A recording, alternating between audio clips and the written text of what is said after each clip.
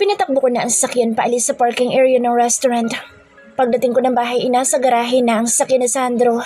Ibig sabihin nakauwi na ito sa trabaho. Pero 3:35 PM pa lang nang mapatingin ako sa suot kong wristwatch. Bumaba na ako ng kotse ko at pumasok na sa loob ng bahay. Pero pagpasok ko pa lang sa main door ay siya naman pagsingap ko sa gulat nang bigla na lang na may humaklit sa braso ko at namalayan ko na lang sa sarili kong nakasandal na sa pader. Where have you been? Ano? Nakapagkita ka na naman ba sa kabit mo, ha? Sumagot ka! Galit na tanong sa akin ni Sandro na ikinagulat ko. Sa lakas ng boss dito'y talagang umeko pa sa loob ng tahimik na bahay. Ano ba? Inis kong inagaw ang braso ko sa pagkakahawak nito. Nagpaalam ako sa'yo, di ba? Sabi ko, doon ako sa restaurant ng kaibigan ko pupunta. Tapos ngayon paghihinalaan mo na naman ako? Ibang klase ka rin, ah. Ay, Yelda. Hindi ko na rin napigilan ng mapataas ang boses. Napatitig naman si Sandro sa mga mata ko. Yung klase ng titig na parang may hinanakit. Hanggang sa itinaas na nito isang kamay na may hawak na isang white envelope. What's the meaning of this, huh? Kumunot ang noo ko. At bakit sa akin mo tinatanong? Ano ba yan, ha? This is a someone from the Supreme Court dahil sa pagpafile mo ng annulment. He yelled. Saglit naman ako natigilan pero agad ding nakabawi. Then, just attend the trial. Ang dami mo pang reklamo eh. I pushed him, pero mabilis akong pinasandal muli sa pader at pinunit ang envelope sa harap ko. This is nonsense, Jessica. Nagsasayang ka lang ng oras mo. Dahil kung iniisip mong papayag ako makapaghiwalay sa'yo, pues nagkakamali ka. Patapon nitong inihagis ang punit na papel sa harap ko at muli ako sa nalubong ng matapang na tingin. Etong tandaan mo, mananatili kang akin. Mananatili kang asawa ko hanggang sa huling hininga mo, Jessica. Hindi ka pwedeng mapunta sa iba dahil akin ka't asawa kita. Kaya nga makikipaghiwalay na ako sa'yo para hindi mo na ako maging asawa. I pushed him again, pero hinuli nito ang kamay ko at iginapos gamit ang kanya ring mga kamay. Ano ba? Bitiwan mo ako, Sandro. Pupuntahan ko sa lola at sasabihin ko na sa kanya na makikipaghiwalay na ako sa'yo. Tila mas lalong bumangis ang kanyang mukha sa sinabi ko at hinigpitan lalo ang pagkakahawak sa mga kamay ko. No! You can't do that. Hindi ka sabi pwede makapagwalay sa akin. At bakit hindi? Nakapagdesisyon na ako, Sandro. At hindi na magbabago pa ang desisyon kong iyon. At alam mo ba, ang isa sa mga dahilan ko bakit gustong-gusto na kitang hiwalayan? And what is it, huh? Ano, para makasama ang kabit mo? Ganun ba yun, ha, Jessica? Because I'm pregnant. Buntis ako at hindi ikaw ang ama. Sigaw ko na siyang nagpatahimik sa kanya. Hindi nakapagsalita si Sandro at nakatitig lang sa akin sa mga mata ko habang nanatiling seryoso na tila ba binabasa ko sa pamamagitan ng tingin. Does it hurt? My husband? Ano, naibalik ko na ba sa iyo ang sakit na pinaramdam mo sa akin dati nung sinabi mong nabuntis mo si Melanie? Pero kasinungalingan lang pala lahat. You just wanted to hurt me. Pero ngayon ay nabaliktad na ang sitwasyon natin. Ako naman ang nabuntis. But it's different this time because this is not a lie, Sandro. Totoong nabuntis ako ng iba at dahil yun sa kagagawan mo. Tinulak mo ako sa sitwasyong ito. So don't blame me for everything dahil ikaw naman talaga nagsimula na lahat ng ito. Tinugtungan ko lang. Sandro didn't reply. Nakatitig lang ito sa akin, nang blanco ang expression. But his eyes speak a lot of emotion. I could feel it. I could see the pain flashing through his eyes as he stared at me. Nanatili naman ako seryoso, kahit na ang totoo ay parang gusto na rin maglabas ng emosyon ng mga mata ko. Ramdam ko na ang paghapdi nito dahil sa totoo lang ay parang may kung anong bigla na lang nakumurot sa bandang dibdib ko habang nakikipaglaban ng titigan sa kanya at nakikita ang hinanakit sa kanyang mga mata. Magkatulad kung paano ko siya titigan dati na puno ng hinanakit noong mga panahong dinudurog niya pa ang puso ko sa kanyang pagpapanggap na may kabit. Kasalanan mo to, Sandro. Kung trinato mo lang sana ako na maayos bilang asawa mo, hindi sana tayo hahantong sa ganito. Hindi sana ako mabubuntis ng ibang lalaki. At baka ikaw pa ang nakabuntis sa akin since ikaw naman talagang asawa ko at lalaking mahal ko. Naging masayang pamilya sana tayo. Pero mas pinili mo ang galit mo. Pinili mong saktan ako sa paraang alam mo. Pasimple kong kinagat ang labi ko para pigilan ang paglabas ng luha sa mga mata ko. I smiled bitterly while looking at him. I could feel the pain through his eyes but I don't care anymore. Humingi pa nga ako sa'yo ng second chance, diba? Minahal pa rin kita kahit na sinabi mong may ibang babae kang mahal at hindi mo ko kayang mahalin bilang asawa mo. I begged you to stay. To love me kahit konti lang. I begged you to give me the attention that I wanted. But you turned your back on me. Mas pinili mo pa rin saktan ako. Hiniling ko pa nga sa'yo na kahit magpanggap ka man lang sana na importante ako sa'yo, at least mahalagaan mo man lang ako bilang asawa mo. But you still didn't give me a chance. Inabandon mo pa rin ako. Hinayaan mo ako na mag-isang umiyak sa tahimik na bahay na ito. I did my best as your wife, you know. Pero tao lang din naman ako't nasasaktan at napupuno din. Hindi ko na natiis sa mga pasakit mo sa akin. Kaya naman para hindi ako mabaliw sa kakaisip sa'yo, ay mas pinili ko na lang na ibalin ang atensyon ko sa iba. Baka sakaling makita ang halaga ko. And yes, nahanap ko kay Lucas ang halaga ko. Yung atensyon na gusto ko, na ibigay ng lalaki iyon. Hindi ka tulad mo, na kung titigin ako ay parang pagkasuklam na para bang gusto mo na lang akong ibaon ng buhay. Ganun mo ko titigan. Kinamuhian mo ako dahil sa pagkamatay ng lolo mo na wala naman akong kinalaman. Pinarusahan mo ako sa isang kasalanang hindi ko naman ginawa. Kaya ngayon mas mabuting sabay na lang natin itong tapusin para pareho na tayong manahimik. Sandro swallowed. Yung klase ng paglunok na nagpipigil ng emosyon. Hanggang sa bigla na lang nitong iniiwas ang tingin sa akin at imbis na sumagot ay naramdaman ko na lang ang unti-unting pagluwag ng pagkakahawak nito sa pulsuhan ko. Kaya naman hindi na ako nag-aksaya pa ng oras at tinulak na siya sa dibdib. Patakbo na ako lumabas ng bahay at tumiradyo sa garahe. Saktong pagpasok ko sa loob ng kotse ko ay siya naman paghabol ni Sandro. Pero bago pa nito mabuksan ang pinto ng kotse ko ay mabilis ko nang inilak. Kaya nangyari ay kinalampag na lang nitong bintana ng sakyan ko habang pilit na binubuksan na tinatawag ang pangalan ko. Pero hindi ko na siya tinapunan pa ng tingin at pinaandar na ang sakyan ko paalis ng garahe. Kitang-kita ko naman sa side mirror ang pagpasok nito sa kanyang sakyan. Mukhang hahabol sa akin. Kaya naman paglabas ko ng gate ng bahay ay agad kong pinatakbo ng mabilis ang kotse ko. Rinig ko naman ang sunod-sunod na pagbusina ni Sandro nakasunod sa hulihan ko pero nanatili akong bingi at hindi na lang ito pinansin. Buo ng desisyon ko. Pupuntahan ko na ngayon sa lolo para sabihin na makikipaghiwalay na ako sa kanyang paboritong lalaki sa mundo. Bahala na kung ano mangyari. Tatanggapin ko na lang ang galit ni lolo. Hindi nagtagal ay inihinto na ni Sandro ang pagbusina sa akin pero nang tingnan ko sa salamin ay nakasunod pa rin ang sasakyan nito at parang walang balak na huminto o bumalik na lang sa bahay. Talagang gustong humabol kahit saan. Tinataboy mo ako dati tapos ngayon maghahabol-habol ka sa akin. Kung kailan ayoko na sa'yo. Ibang klase ka rin. Inis kong bulong at napailing-iling. Nag-focus na lang ako sa pagmamaneho. Makalipas ang ilang minuto, nang sa wakas ay ipinasok ko na ang kotse ko sa private road papuntang mansyon ni Lolo. Pero nang tanong na tanong ko na ang mataas na black gate ay siya naman pagkunot ng noo ko nang makita na napakarami mga tao sa labas at pilit na sumisilip pa sa loob ang ilan. Nang makalapit ay napamura na lang ako sa isip ko nang makumpirma ng mga reporters ang nasa labas.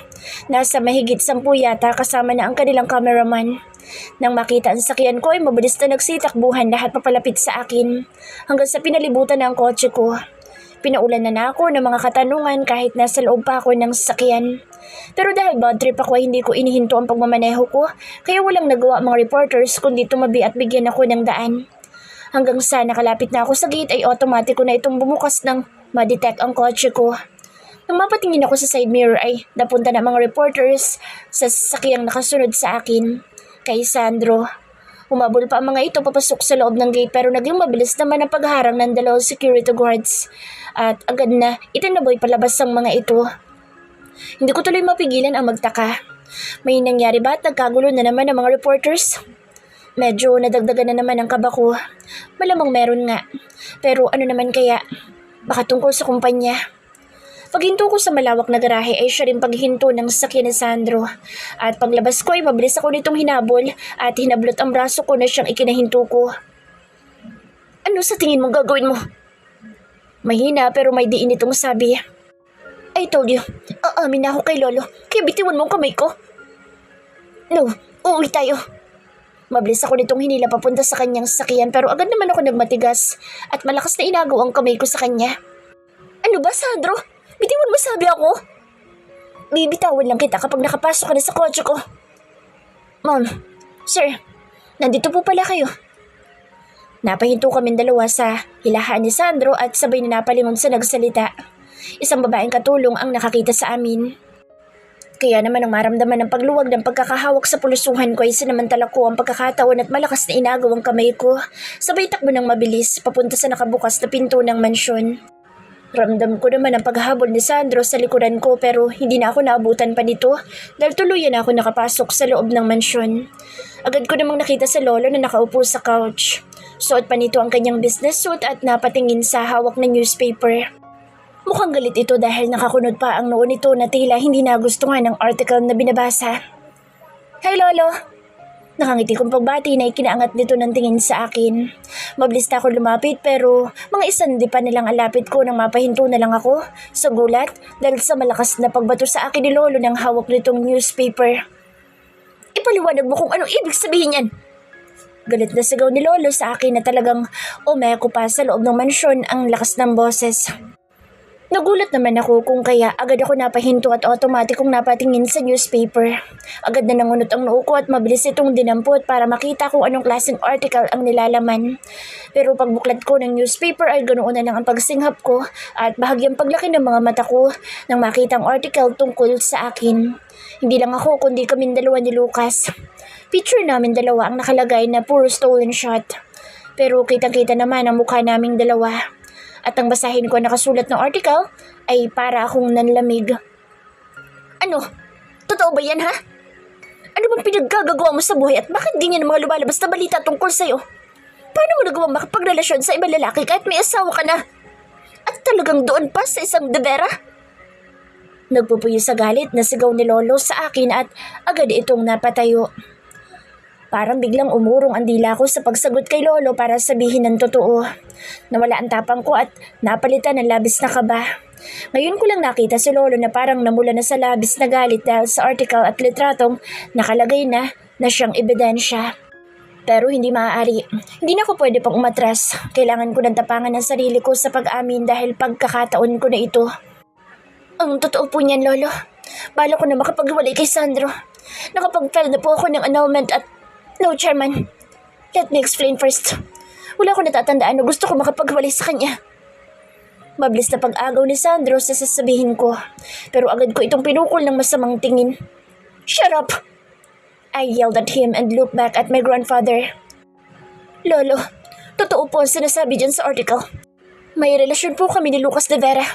That man is my boyfriend. Nanlaki ang mga mata ni Lolo sa sagot ko. Ano sabi mo? Halos mapatalon ako sa lakas ng boses nito na kahit mga katulong sa paligid ay napasinghap sa gulat. Kilala mo ba kung sino lalaking yun ha? May asawa ka, pero paano mo nagawang makapagrelasyon sa ibang lalaki? Halos nagsilabasa ng mga ugat sa leeg ni Lolo dahil sa malakas na pagsigaw sa akin. Napalunok naman ako ng 2 beses pero tinapangan ko pa rin ang sarili ko. Of course, I know him, Lolo. He's Lucas de Vera from the DX Group and he's a CEO. Ayoko na po kasi kay Sandro. Nakakasawa na siyang pagtiyagaan. Masyadong maarte at ayaw na mahalin ko siya. Pinakasalan niya lang naman ako para saktan. Kaya suwang-suwa na ako sa kanya sa pagpapanggap niya. Sa sinabi ko ay bigla na lang akong itinuro ni Lolo at akmang bubuliwan ulit pero bigla na lang itong napahawak sa sariling dibdib at napaupo sa couch. Lolo! Chairman! Naunahan ako ni Sandro sa pagtakbo. Mabilis nitong dinaluhan si Lolo. Para naman ako nataranta at sobrang kinabahan ng makita ang ekspresyon ni Lolo na sandaling hindi makagalaw. Tila ba na shock ang katawan. Pero nang akmang lalapit na ako, bigla na lang itong gumalaw at mabilis na dinampot ang unan sa couch bago malakas na ibinato sa akin. Huwag kang lumapit sa akin, pasaway ka! He yelled at me. Minerva! Pagtawag dito sa katulong. Dalhin niyo si Cheska sa kanyang kwarto at huwag palalabasin agad walang pahintulot ko. Nalaki naman ang mga mata ko at marahas na umiling. No! Lolo! Let me explain first. Makinig muna kayo sa paliwanag ko kung bakit gusto ko na makapag-iwalay kay Sandro. Kasalanan niya po kasi, Lolo.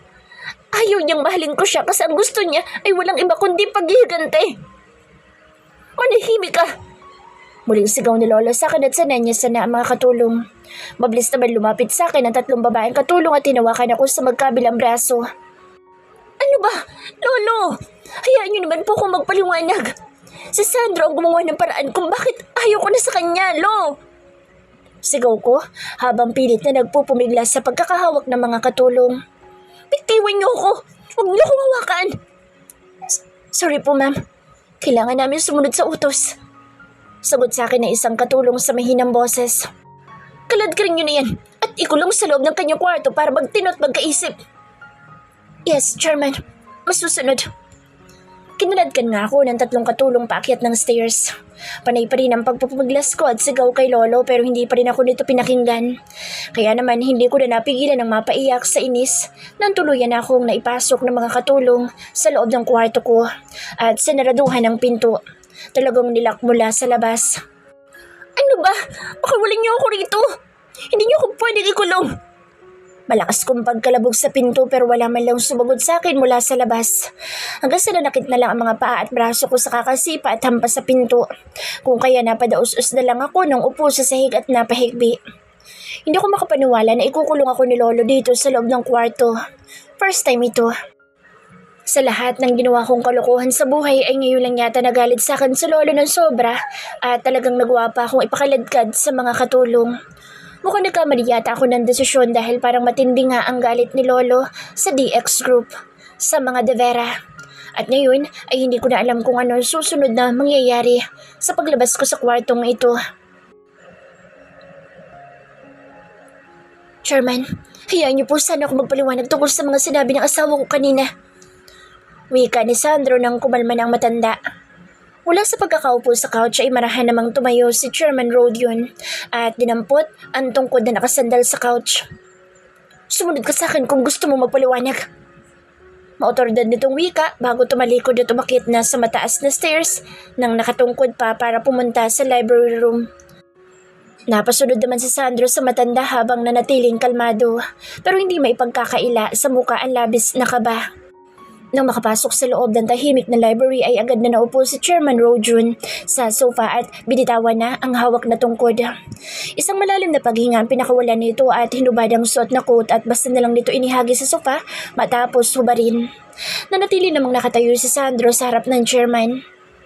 Chairman, ang totoo niya na maupo ka. Yes, Chairman. Bagya pang yumuko si Sandro sa matanda na siyang tanda ng paggalang bago naupo sa kabilang sofa. And he was about to talk again when Chairman Rojun raised his left hand na para bang sinasabing huwag muna siyang magsalita. Mamaya ka na magpaliwanag.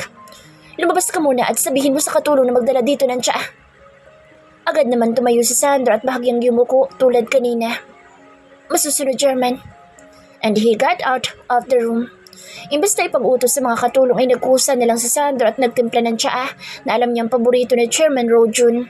Dahil sa tagal na niyang naging empleyado nito ay alam na niya kung ano ang mga ayaw at gusto nito pagdating sa mga pagkain at inumin. Ganon din sa mga bagay-bagay. Nang matapos magtimpla ng tsaa ay muling bumalik si Sandro, dala ang tray kung saan nakalagay ang teapot at 2 maliit na teacup. Bago siya tuluyang pumasok sa loob ng library ay saglit pa siyang napahinto sa labas at napatingin sa nakasaradong pinto ng kwarto ng kanyang asawa. Hindi niya mapigilan ang mapahinga ng malalim nang marinig ang munting paghikbi nito mula sa loob. Nang makapasok muli sa loob ng library room ay marahanan niyang inilapag sa glass table ang dalang tray at sinalina na isang maliit na baso ng tsaa. Maglagay ka na rin na sayo. Mahinahon na wika ng matanda, kaya naman sinalina na niya pati ang isang teacup. Nang matapos magsali ng tsaa ay saka siya naupo. Dinampot naman ni Chairman Rojun ang tsaa nito at humigop ng konti bago ibinalik sa table. Chairman, Sandro started. The truth is, do you love your wife? Agad na tanong nito nang hindi pa siya pinapatapos magsalita. Natigilan si Sandro at napatingin sa matandang kausap. Gusto ko maging tapat ka sa akin, iyo. Ayos lang kung hindi. Naintindihan kita. Sinalubong naman niya ang tingin nito. Magsisinungaling ako kapag sinabi kong hindi ko mahal ang asawa ko, Chairman. Sa kanyang sagot ay napatitig sa kanyang mga mata matanda. Saglit pa siya nitong pinagmasdan hanggang sa marahan at tumangutango at muling humigop ng tsaa. Kasalanan ko kung bakit nakipagrelasyon sa ibang asawa ko, Chairman. Ang totoo kasi niya na huwag ka muna magpaliwanag, iho. Hayaan mo muna ako magkwento. Muling pagputol na matanda sa kanyang dapat na sasabihin. Natahimik naman si Sandro at sumang-ayon na lang. May kwento ako sa iyo, iho.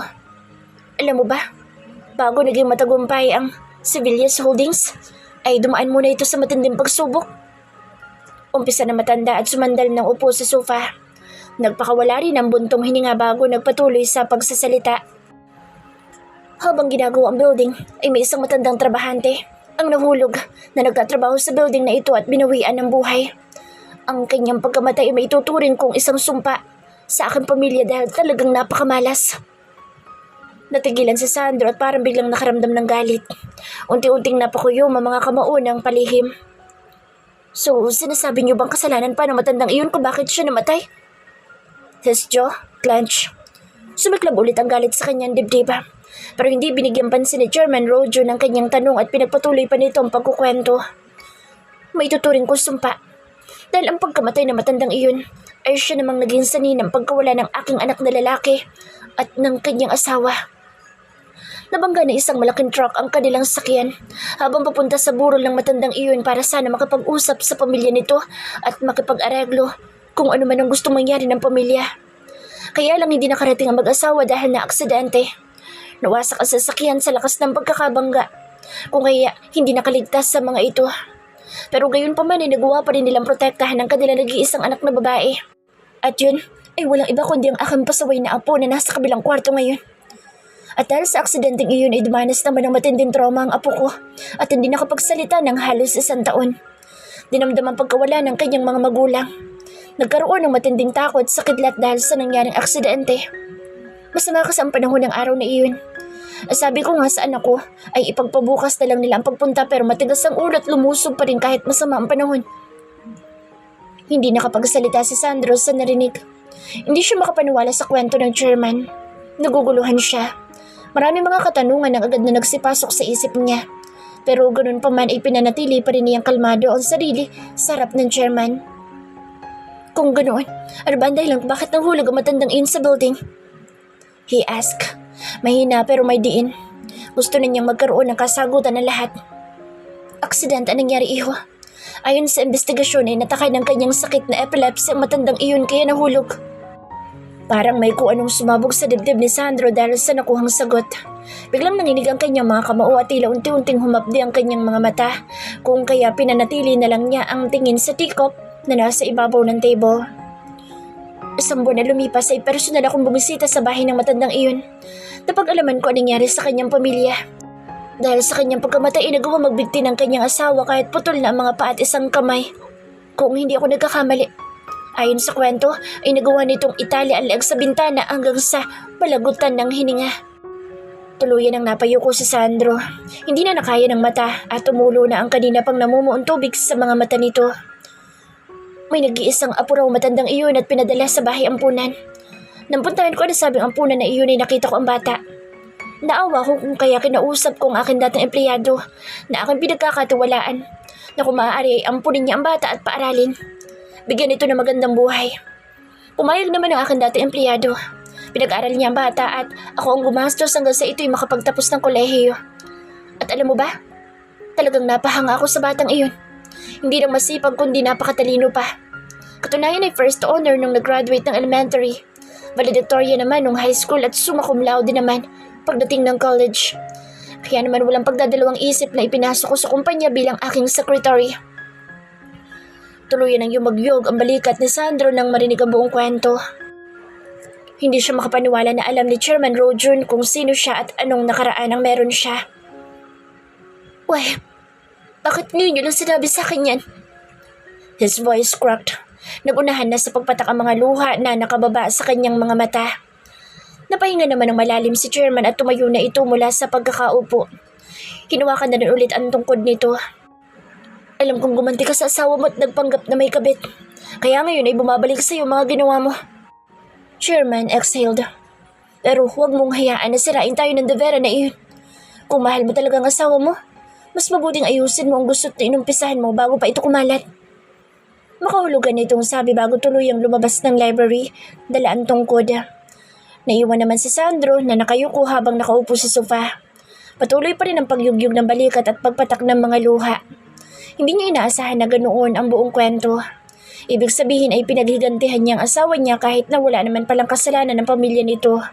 Sinaktan niya ito at ngayon ay lumayo na ang loob sa kanya dahil sa mga pinagagagawa niya sa kanyang paghihiganti na hindi naman pala dapat.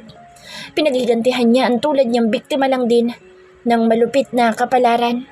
Ibig sabihin pala ay lolo niya ang naging dahilan kung bakit namatay ang mga magulang ni Cheska at nagkaroon pa ito ng trauma sa kidlat dahil sa aksidente.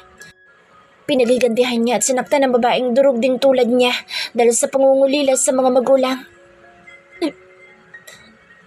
I'm sorry, asawa ko. He sobbed. Muling yumugyog ang kanyang balikat. Mag-isang inilabas ni Sandro ang hinanakit sa kanyang dibdib sa pamamagitan ng tahimik na pag-iyak ng mag-isa sa loob ng library room.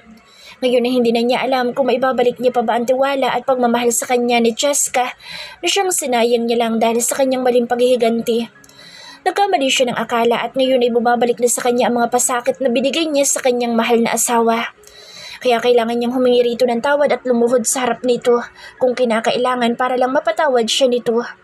Kailangan niyang gawin ang lahat para maayos ang kanilang pagsasama bilang mag-asawa. Nakatulugan ko na ang pag-iyak ko dahil sa pagkulong sa akin ni lolo sa kwarto. Nang magising ako ay mag-isa pa rin ako at hindi pa rin bumubukas ang pinto. Pero makalipas ang ilang sandali na pabalikwas na lang ako ng bangon at mabilis na napatingin sa pinto nang marinig ang pagbukas nito. Pumasok ang isang katulong na may bitbit na tray na naglalaman ng pagkain. Ma'am, ito na po ang pagkain niyo for dinner. Inilapag nito sa bedside table ang tray. Rosandro, at ano sabi ni Lolo? Pwede na ba ako lumabas dito sa kwartong ito? Tanong ko imbes na pansinin ang pagkain. Opo. Pinapupunta po kayo ng lolo ninyo sa kanyang opisina pagkatapos niyo raw pong kumain. I immediately stood up. No thanks. I'm not hungry. Kainin mo na lang iyan kung gusto mo. Hindi ko na hinintay pang makasagot at mabilis na ako lumabas ng kwarto. I need to talk to my grandfather. Siguro naman ay kumalma na iyon, kaya kailangan ko na magpaliwanag sa kanya sa mahinahon na paraan. Agad akong dumiretso sa opisina ni Lolo. Pagkabukas ko ng pinto ay naabutan ko nakaupo si Lolo sa kanyang swivel chair. Habang nakapatong ang mga braso sa table at nakayuko sa kanyang magkasalikop na mga kamay. Pero mabilis itong napaangat ng tingin nang marinig ang pagpasok ko. Magandang gabi po, Lolo. Pagbati ko tuminto sa harap ng table nito. Pwede na po ba ako magpaliwanag? My grandfather looked at me. I don't need your explanation, young lady. You can go now. Nauna nang umuwi ang asawa mo. Sumunod ka na lang. I shook my head. No, Lolo.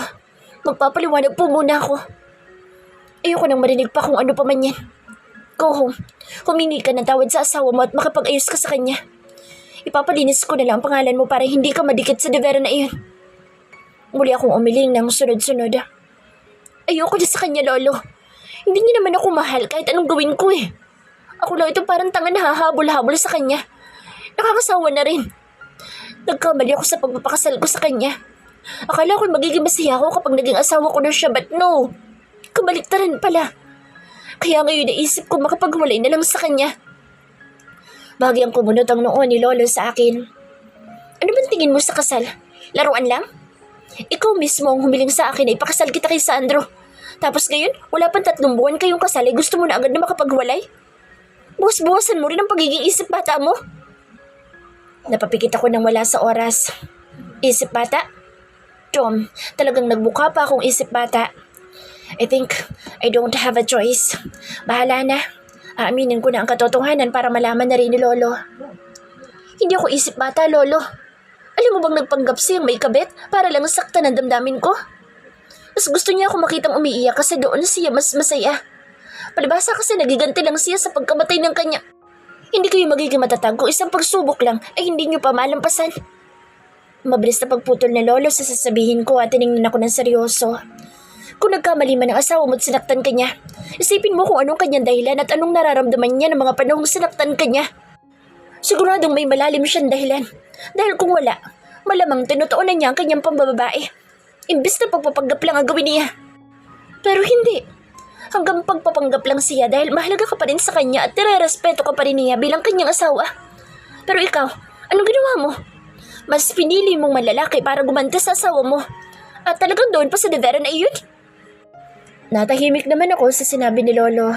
Parang namula ulit ito sa galit dahil lang sa pagbanggit sa apelidong De Vera. Pero Lolo, hindi ko naman po magagawang manlalaki kung trinato niya lang sana ako ng maayos at ayoko nang marinig pa kung ano man ang sasabihin mo. Umuwi ka na sa inyo at makapag-ayos sa asawa mo. At gusto ko lang ipaalala sa'yo na huwag ka na magkipagkita sa De Vera na iyon. Kung ayaw mo magalit ako at kung may respeto ko pa sa akin bilang lolo mo, palalampasin ko muna sa ngayon ang pagkapasaway mo dahil pareho kayong may mali ng asawa mo. Pero sa susunod, ay hindi na. Matuto ka mag-isip ng tama. Hindi yung puro sarili mo lang iniisip mo. Napahinga na lang ako ng malalim para pakalmahin ang sarili ko. Kailangan ko magpigil at makaatakihin pa si Lolo sa akin kung patuloy ako makikipagsagutan.